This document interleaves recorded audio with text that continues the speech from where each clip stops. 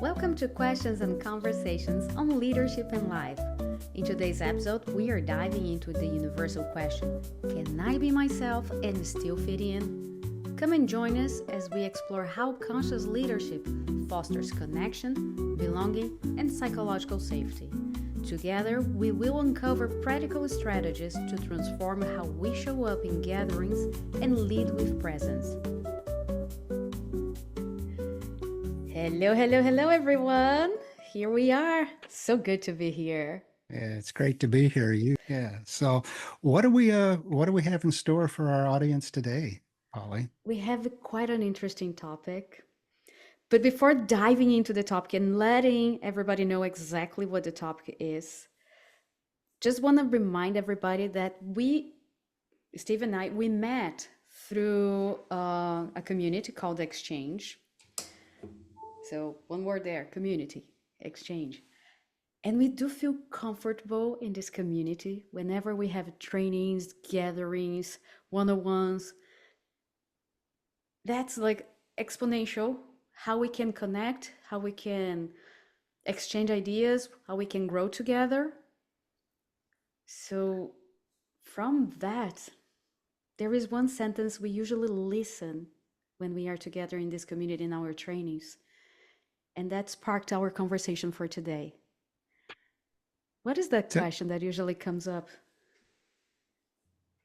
Oh, that question is, well, I think where you're heading is anytime we as humans, we're human beings, not human doings, but anytime we walk into a room, a gathering, we are asking the question, can I be myself and be accepted in this room? And even people in the community Polly and I are talking about, they might be attending for the first time. It might be the first event they're attending. And it's absolutely amazing how quickly the way we are showing up and the fellow participants are showing up creates that a resounding yes to that question they're asking themselves. Yeah. So in a shorter version, it would be, can I be myself and still fit in? Mm-hmm. In this gathering, this meeting? Yes. Can I be myself and still fit in? So this is actually the theme for our conversation today. And we usually start talking a little about it, and then we bring you a question. But we are actually bringing you a question right now for you to think about it. Get in your mind and also with your heart, what was a time that you experienced a community, a gathering, a meeting at its best? When was a time you experienced community gathering meetings at its best? Go ahead, Polly. Oh, can you think about one example? Can you have that in your mind? And you were going to say something, Steve. I was just going to suggest that that might be a recurring meeting, something, where you're meeting with teammates quite frequently. It could be a meeting you went to not so frequently with, might be a board meeting. But anytime we gather. And even with friends. Even with old the friend. Yes. How are we showing up? How are we choosing to show up? And what, maybe think about too, what behaviors might we display? I mean, if we are conscious leaders, we're aware, conscious, of our ability to influence ourselves and others. How are we showing up to create that resounding yes to the answer to our fellow participants? I can be myself and still fit in. Think of that gathering, think of that meeting. So how do I show up? How does the other show up? If I am facilitating or if there is somebody else facilitating the meeting, how does that person show up? What does it look like? What does it feel like? So we're going to give you a few minutes, 2 to 3 minutes to think about it, capture what comes first in your mind. And then we're going to dive into some conversation here about, can I be myself and still fit in? Okay, what stood out? Think about what stood out. How did I show up? How the participants show up? Okay, thank you, Polly. There we go. I'm going to get us here with some music going.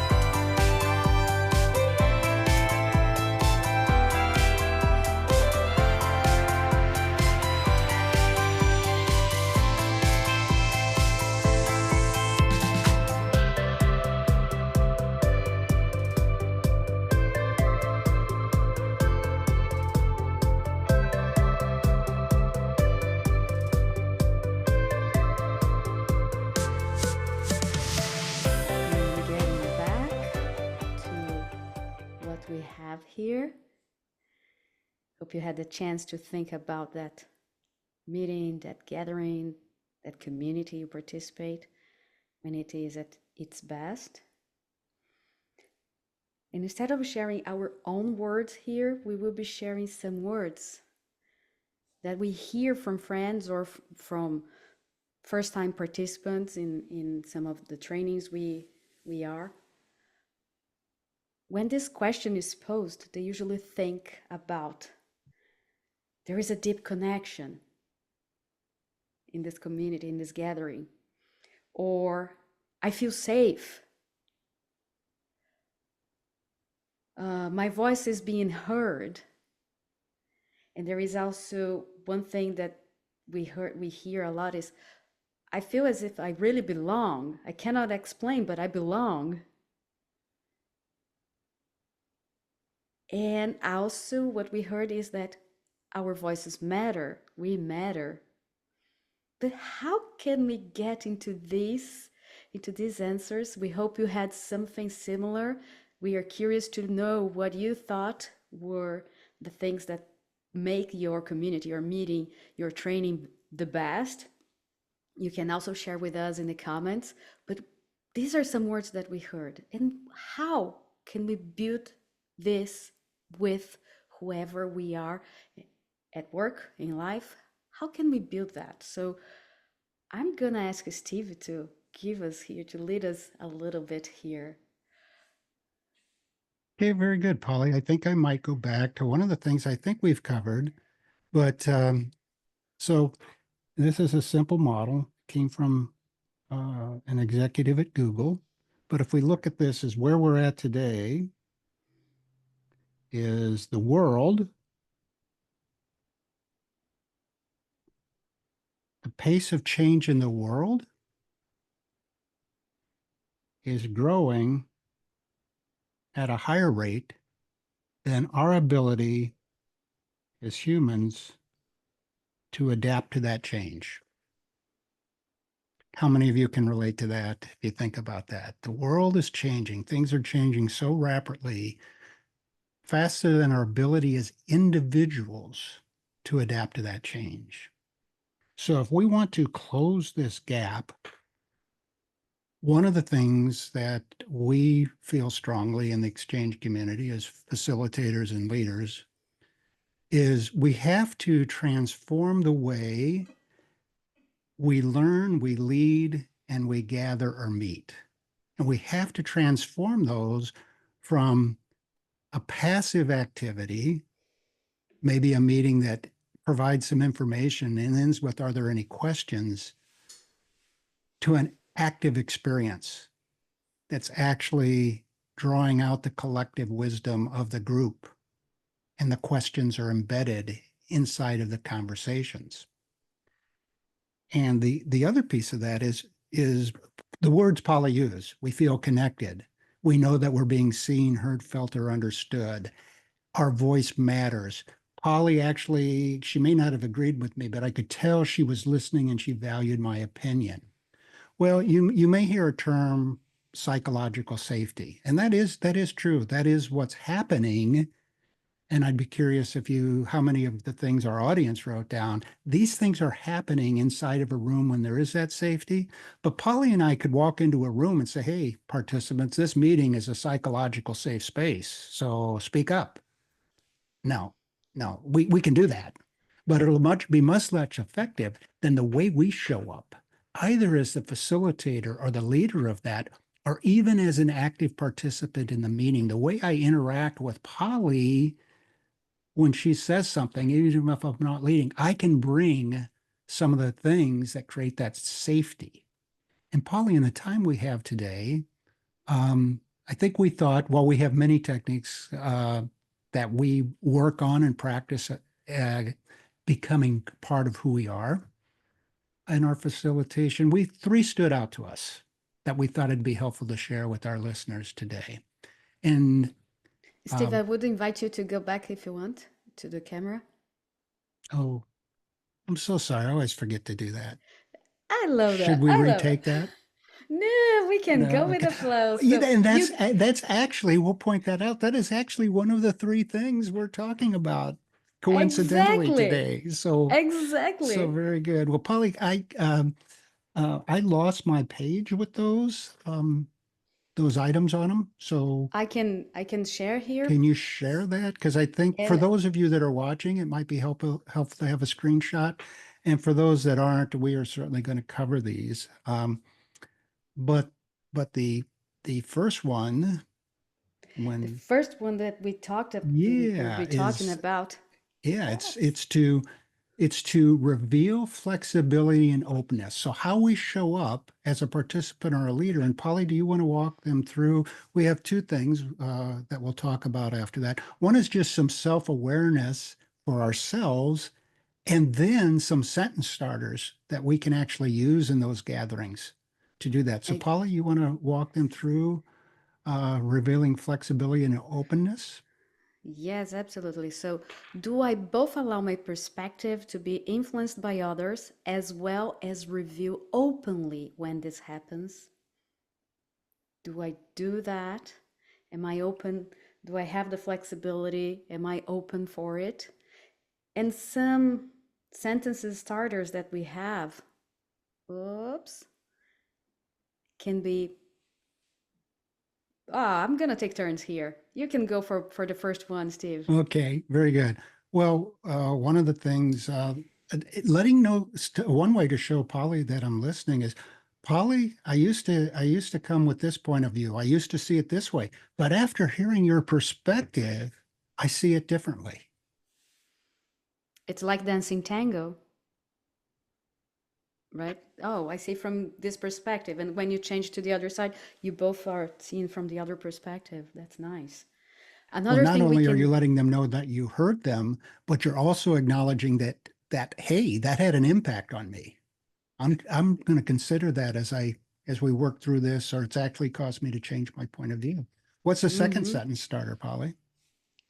thank you for helping me to understand things differently. This is a good one. We don't know all. We are here to learn and we learn all together. So thank you for pointing out different things and helping me understand differently. And there is one more that we Yeah, the can. third one is I really want to understand your perspective. Can you share more? And I might add something that's not on the page. This comes from Brene Brown. She would use that question and say, Polly, I really want to understand you. We don't seem to be on the same page. I am working from these assumptions. How about you? And so you Love see that. how that gets the puzzle pieces out and helps us understand, well, maybe we're aligned on 80% of this. We really only are different on two. So those are some techniques for displaying flexibility and openness. Yep. And then we go to invite voices. I like that too. Yeah. To invite voices. What does that the, mean? well, the self-assessment is, do I both invite voices into the conversation?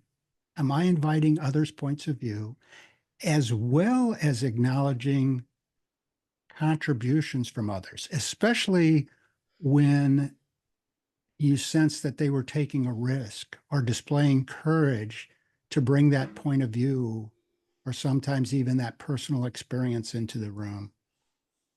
Exactly. And here are some prompters that we have. And I think you need to scroll up one, please, Polly. Here we are. Here.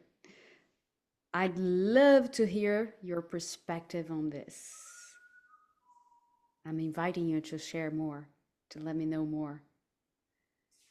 When we are together in a group, we can also say inviting. Always, there is always an invitation. It's not that I want you, I demand you. No, there is an invitation. So can we bring somebody's voice into this conversation? May we listen to somebody else into this conversation. And there is one more. Which one is that, Steve? Well, and I'm going to add one to this, again, a bonus, but the one that for those that are watching, before we move on, just asking the question before we move on, is there anybody else who would like to bring their voice into the room, who has a point of view that they think it's important that we hear? Um, and likewise, even if you're a participant and you've noticed that two or three people seem to be dominating, you might use a technique like, well, I've heard from Steve, I've heard from Polly, I've heard from Joe, but we haven't heard from Sam and Sandra, and invite their voices in the room. And you might do it by saying, I really would like to hear what's on their mind. Don't ask, you could ask, is there anything else? But if you say, I'd really like to hear what they're thinking right now before we move on, is a way to Exactly. invite another voice into the room. And what I heard in other trainings, would you feel comfortable? I'm inviting you, I'm nominating you, but would you feel comfortable to bring your voice in? It's Yes. creating the environment for everyone. And we can do these on Zoom calls, we can do this in person, we can do this at home in life, and we can do this at work where we are like really spending lots of hours. Like, there is one more thing. That All one I right. love the What is the most. last one? Oh, Yeah, and yeah, frame mistakes or failures as learning opportunities. And Polly, you have a neat take on the word mistake. How do you normally remind us? I love that because I heard from Matt Abrahams from the Think Fast, Talk Smarter. He always refers mistakes as missed takes. As in a Like in the movie? movie. Mistakes. All right. Exactly, Yeah. exactly. Just like in the movies. Take it again, and you have learned something, you can do it differently. Do it again. As no matter, it doesn't matter how many times you do it, do it. It's a mistake. It's not that you made a mistake. You're just redoing it and you were making it better every time. I love that. And And you also before have another one that you mentioned when we were talking about the mistakes, missed takes. oh yes, yes, from teaching dance lessons, but always encourage people, if you make a mistake, just make it part of the dance or even pretend it's part of the dance. No one cares and no one knows. Go Just with the keep flow. smiling. Exactly. Go with the flow. Do it again if you need it. I like that. So these are the prompt. Do I encourage a team members to embrace failure in a productive manner? Do I seek opportunities to own and review my contribution to the failure? In my teaching, my language teaching classes, I usually tell my students, hey, if we do not make mistakes while trying to use the new language, we won't learn. Open your mouth, say it. Maybe the verb agreement is not correct, but you try it and then you learn from it. Yes. And as a leader of a meeting or even speaking on the stage, we will make a mistake. And from that position, if you can just bring attention to that, don't run for like Polly did today when I didn't bring my full picture into the screen. Do you want me to do it over? No, no, just run with it. So acknowledge your mistakes from the stage, make light of them, and keep rolling. So Keep what are the rolling. sentence starters for that? I'm grateful you brought this problem to my attention. And here's why. We are just And doing that. yeah, yeah. Thanks for sharing that. Or another one, you brought a mistake to our attention, or you witnessed one. Well, what's great about this? What can we learn from that? Lessons are repeated until they're learned. So what's great about this? How many times did the baby fall before baby started walking? So it's great. You gotta fall before you walk. Here are several ways I contributed to this. So yes, I have my own part on this. Let's take the take again. I And we really appreciate that one because say Polly came to me and shared that. Um, Thanks for bringing that to my attention. I wasn't aware that was going on, but here's some things I might have done. Here's how my leadership may have contributed to that. yeah, It's a it's just powerful. thinking through that, how that creates a say. How do you think Polly feels when we share in that? Again, it's creating that safety without using the words. We display psychological safety barrier behaviors, not our So announcements. so true. And it turns out the more we practice on doing this, it's part of us. And it becomes part of us. It's our behavior when we focus on giving somebody else the chance to speak, understanding that mistakes are made. Ah, but it was some terrible mistake. Well, let's take a deep breath and find another solution because there are lots of possibilities. And it's also being flexible and open. And Some tips we Polly, have here.